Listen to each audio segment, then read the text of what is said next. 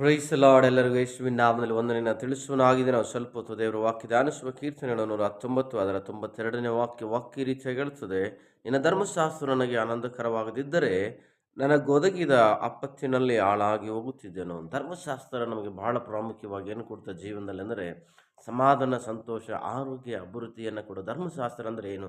ದೇವರ ವಾಕ್ಯ, ದೇವರ ಮಾತು.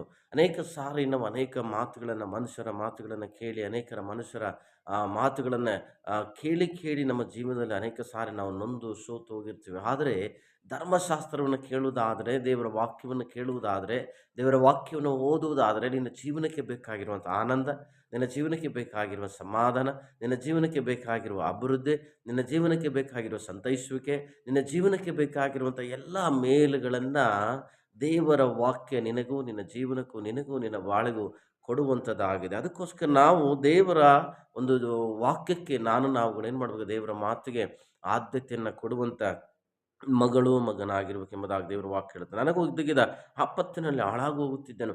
ಒಂದು ವೇಳೆ ದೇವರ ವಾಕ್ಯ ನಿನ್ನೊಳಗಿಲ್ಲ ಅಂತ ಹೇಳಿದ್ರೆ, ದೇವರು ಯೇಸು ಕ್ರಿಸ್ತನು ನಿನ್ನ ಸಜೀವ ಜೀವ ಸ್ವರೂಪನಾದ ದೇವರು ನಿನ್ನೊಳಗಿಲ್ಲ ಅಂತ ಹೇಳಿದ್ರೆ, ನಿನ್ನ ಜೀವನದಲ್ಲಿ ಬರುವಂಥ ಪ್ರತಿ ಆಪತ್ತಿನಲ್ಲಿ ನಿನ್ನ ಜೀವನ ಏನಾಗುತ್ತೆ ಅಂದರೆ ಹಾಳಾಗೋಗುತ್ತೆ. ಅನೇಕ ಸಾರಿ ನಮ್ಮ ಜೀವನದಲ್ಲಿ ಆಪತ್ತುಗಳು ಬಂದಾಗ ನಮ್ಮವರು ಅನ್ನುವಂಥವ್ರು ಯಾರೂ ನಮ್ಮ ಜೊತೆ ನಿಂತ್ಕೊಳ್ಳೋದಿಲ್ಲ. ಯಾವಾಗ ಕಷ್ಟಗಳು, ಸಮಸ್ಯೆಗಳು, ಹೋರಾಟಗಳು ನಮ್ಮ ಜೀವನದಲ್ಲಿ ಬರ್ತದೋ ಆಗ ನಮ್ಮವರು ಅನ್ನುವಂಥವ್ರು ಯಾರು ನಮ್ಮ ಜೊತೆ ನಿಲ್ಲೋದು. ಆದರೆ ನನ್ನ ಜೊತೆ ನಮ್ಮೆಲ್ಲರ ಜೊತೆ ನಿಲ್ಲುವಾತನು ಯಾರಾಗಿದ್ದಾನೆಂದರೆ ಜೀವಸ್ವರೂಪನಾದ ದೇವರಾಗ. ಆ ಜೀವಸ್ವರೂಪನಾದ ದೇವರು ಯಾರು?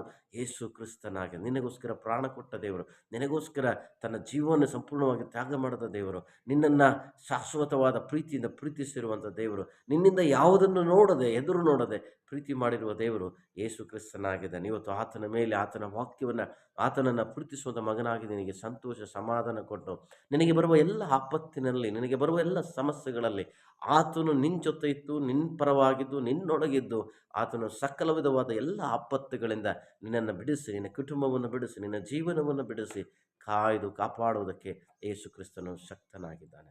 God bless you. ಆಮೆನ್.